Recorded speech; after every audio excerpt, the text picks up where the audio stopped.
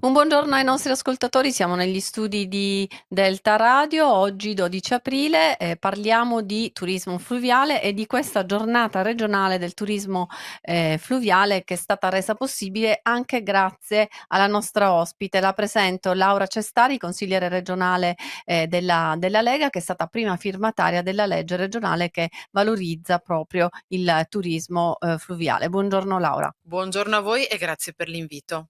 Com'è venuta l'idea innanzitutto di questa legge?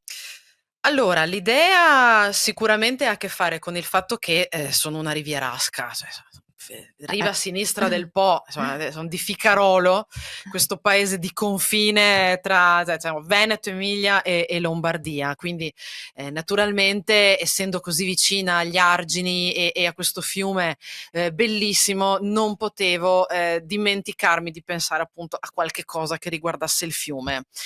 E poi sono stata fortunata perché ho avuto la possibilità di conoscere esperti del settore, mi riferisco ad esperti della navigazione e del turismo fluviale in sé, che mi hanno permesso di ragionare, di confrontarmi su determinate idee, determinati, progetti. Tecnicamente proprio. Proprio tecnicamente, esatto.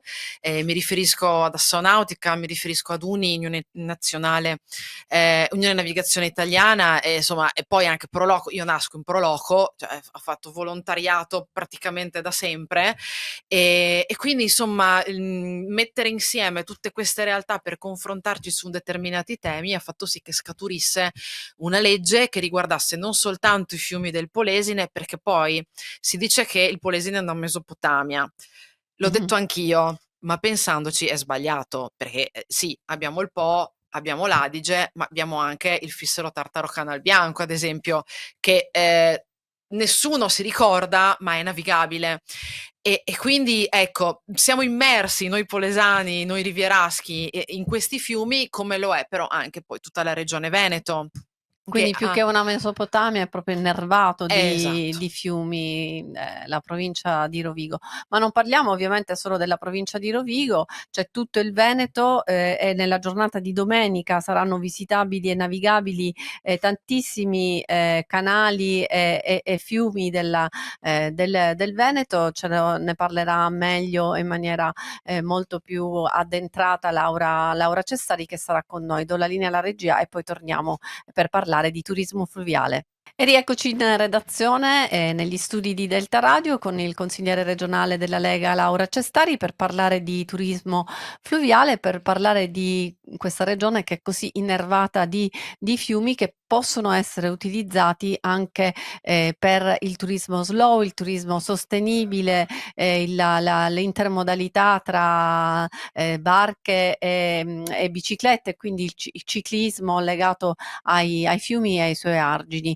Già questo succede, però evidentemente deve essere anche, implementato, no, Cestari? Sì, è tutto estremamente corretto. Allora, intanto la giornata del turismo fluviale che si terrà il 13 aprile, ricordiamocelo, rappresenta una novità, ma non solo per il Veneto, ma per tutta l'Italia. Nessuno di fatto aveva dato l'importanza, che merita, ai fiumi e a un turismo slow, come tu giustamente l'hai definito. C'erano arrivati molto prima i paesi del Nord Europa, che Mh-mh. negli anni '70 già si occupavano, di questo settore. Noi siamo arrivati un po' dopo, ma ci siamo arrivati. È vero che già vediamo persone sugli argini, persone che, usano il kayak, la canoa, ma l'idea era quella di mettere in rete tutte queste realtà per creare un'attività che fosse quasi un biglietto da visita per il nostro territorio, ed è un po' il senso di quello che avverrà in questa domenica, cioè domani di fatto, con 16 esperienze in tutto il Veneto, nei paesi rivieraschi, ma non solo, perché si parla di zone. Quindi se ci sono anche paesi limitrofi ai fiumi, insomma comunque ai paesi rivieraschi, ma che di fatto non hanno potuto godere di questa iniziativa, potranno comunque aderire, comunque partecipare e comunque fare promozione ai loro paesi, ai loro territori. Certo, perché ci saranno anche visite che riguardano i paesi circostanti. Per rimanere in Polesine, quali sono le due iniziative che riguardano proprio il Polesine? Allora, il Polesine, avrà una rotta sul Canal Bianco.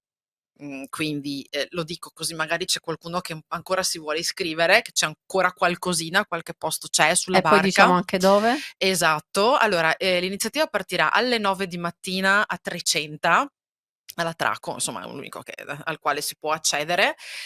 Ci si imbarcherà e si andrà con appunto con l'imbarcazione a Fratta Polesine, al Molino Pizzon, taglio del nastro, perché nel frattempo ci avrà raggiunti l'assessore Caner, si prenderanno delle biciclette, tutto gratuito, diciamolo perché È magari può essere importante. importante, e in bicicletta si andrà verso Villa Badoera, sempre a Fratta Polesine. Lì ci sarà un ritrovo istituzionale perché poi di fatto, insomma, è giusto anche, riconoscere il lavoro di chi ha collaborato a questa iniziativa, e lo abbiamo presentato qualche giorno fa in provincia, per la prima volta si potrà ascoltare l'inno, dedicato al turismo fluviale creato dal nostro conservatorio, il Venezia di Rovigo, e sarà un inno che per adesso ascolteremo solo in Polesine, ma poi mi auguro abbia un respiro molto più ampio, visto che riguarderà poi tutta la regione l'iniziativa, e magari chissà anche tutta la nazione diventerà l'inno Dei dei fiumi fiumi d'Italia. italiano, esatto. Finita l'esperienza a Fratta Polesine, si tornerà in barca e si procederà verso Pincara.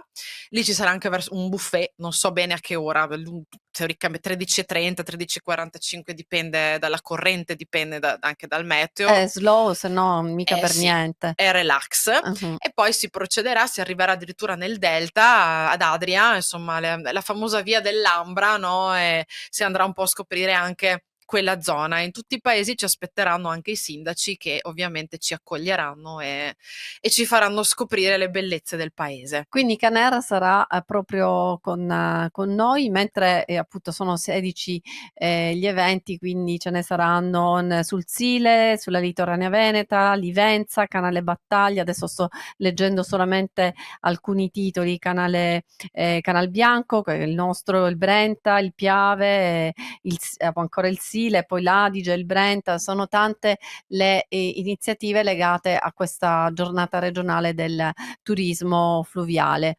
Per accedere basta appunto registrarsi, basta telefonare, C'è un numero di telefono, sì, e lo si magari lo si può trovare cercando turismo fluviale domenica Sì, 13 aprile su sì, Google, è adesso non ce praticamente l'abbiamo. ovunque. Allora, lo trovate sicuramente nel sito della Regione Veneto, Mh-mh. perché se voi aprite adesso il sito della Regione Veneto trovate come prima iniziativa questa, Sì. quindi non si può sbagliare.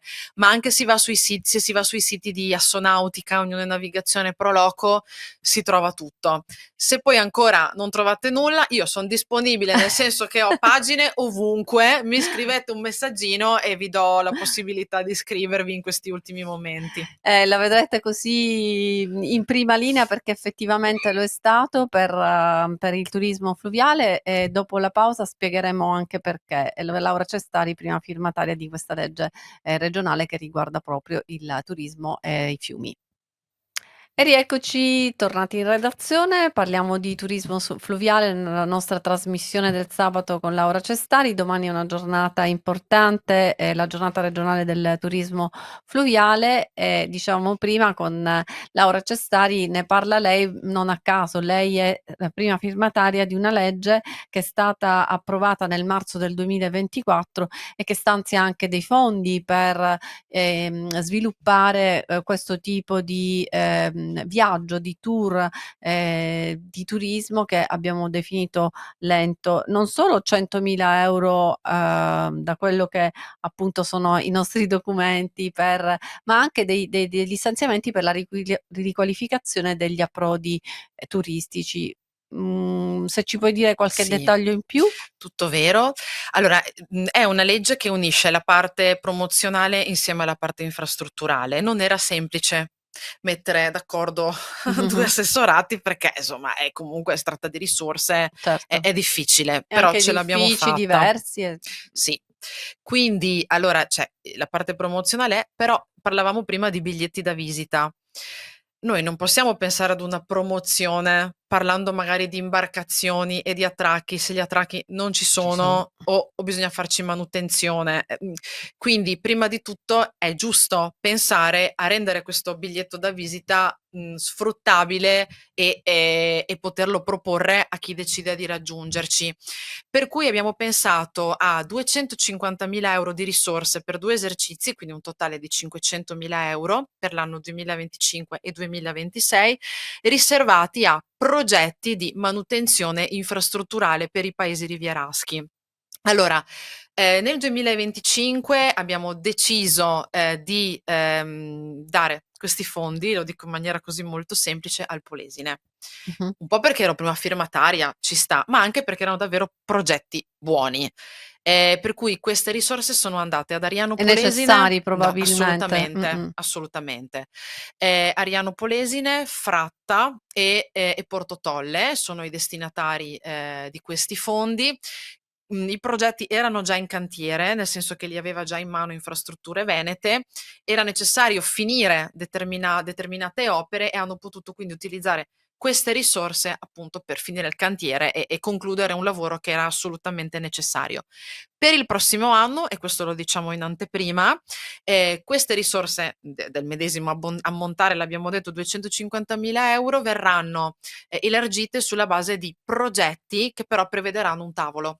Mh-mh. Per cui di fatto ci sarà una vera e proprio una gara. Una sorta di gara. Insomma che è giusto anche così, insomma è corretto, quindi, insomma lo dico già ai sindaci del Veneto, agli amministratori del Veneto interessati, di prepararsi perché a quel punto, ci sarà la possibilità intanto di confrontarsi in un tavolo di amministratori, ma anche di tecnici e poi di partecipare ad una vera e propria gara per vedere chi si aggiudicherà questi fondi. Potranno essere 3, 4, 5 comuni a seconda delle esigenze dei progetti E di questo ognuno. dall'anno prossimo ovviamente, Si da partirà tra poco, cioè adesso noi facciam la giornata, successivamente già, prepareremo un tavolo, insomma, grazie all'assessorato, di Caner, quindi insomma, del turismo, anche se c'è una parte tanto infrastrutturale, però ecco sarà l'assessorato di Caner a a dirigere fare da i capofila. lavori. Sì. G si vedono già i risultati di queste investimenti che la regione ha fatto? Assolutamente sì. I lavori procedono, continuano. Non so se contemporaneamente sulle 3 zone, forse no, però ecco vi posso dire che sui lavori già iniziati i cantieri sono già ripresi, su altri insomma, bisogna capire però c'è comunque anche un termine limite per finirli, perché Perché altrimenti i ricordo di aver finanziamen fatto un giro nel Delta qualche anno fa sì, per il giornale e effettivamente, mi dicevano che gli attracchi, turistici erano messi male nel sì. Delta e si lamentavano perché qualche pioniere del turismo fluviale, penso a Bruno Moretti per esempio, c'è stato ecco negli anni. Loro hanno proprio un'azienda che si occupa di questo. Adesso, non so sinceramente, come siano se va avanti ancora, comunque loro sicuramente sono degli esperti, ecco, erano pionieri di questo turismo slow e lo facevano anche nel Sile. Quindi lo salutiamo, la famiglia Moretti, continuiamo, con la nostra chiacchierata che riguarda il turismo fluviale. Ti faccio un'altra domanda che è appunto, qual è di questi, luoghi quello che tu preferisci che hai nel cuore? Eh, questa è una domanda tanto difficile. Allora, io ho un amore viscerale per il Polesine. Adesso sembra che lo dica perché lo devo dire.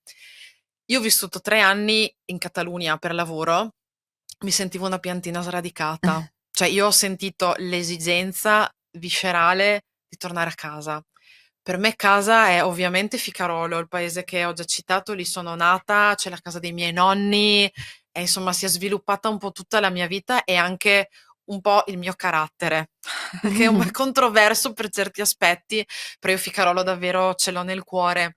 Adesso non vivo a Ficarolo perché poi per esigenze di vita, insomma, mi sono spostata, sono sempre in Polesine, però se dovessi davvero pensare ad un posto del cuore è quello, anche perché è una zona di confine, lo dicevo prima, c'è un ponte, se giri a destra vai in Lombardia, se giri a sinistra sei in Emilia.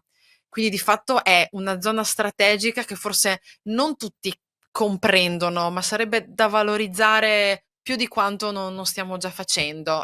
Ficarolo nel È il cuore Po, penso il ci Po è rimarrà beh, Ficarolo, il po' infatti. sì, un po' senza dubbio. Lo vivo in prima persona, ma lo vivo anche molto nei racconti dei miei nonni quando c'erano, ma anche di mio padre, insomma.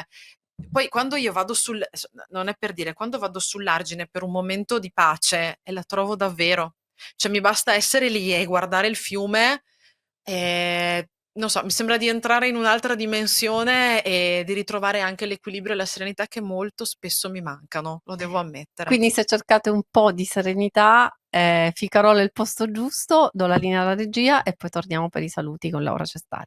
E rieccoci in redazione con Laura Cestari, consigliere regionale e parliamo di turismo fluviale. Abbiamo parlato di questa giornata regionale del turismo fluviale, con lei che è prima firmataria di una legge che stanzia dei fondi per progetti che riguardano la riqualificazione e anche la promozione dei comuni rivieraschi e che quindi di tutto il Veneto.